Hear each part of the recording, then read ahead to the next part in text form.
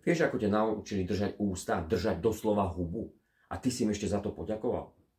Dokázali to pochvalou vtedy, keď si bol ticho. Trestom vtedy, kedy si chcel povedať pravdu. A hanbou, keď si chcel ukázať svoju bolesť. Postupne si uveril to, že tvoje slová sú vlastne problém. Že čokoľvek ty vyslovíš vlastne problém. Že problém sú tvoje pocity. Že tvoje pocity sú nápriťaž. Že tvoja pravda je nepríjemná. Omyl. Pravda je iná. Nie ty si bol problém. Problém boli tí ľudia, ktorí ti to hovorili. A ktorí nezvládli tvoju autenticitu, tvoju osobnosť, tvoje svetlo.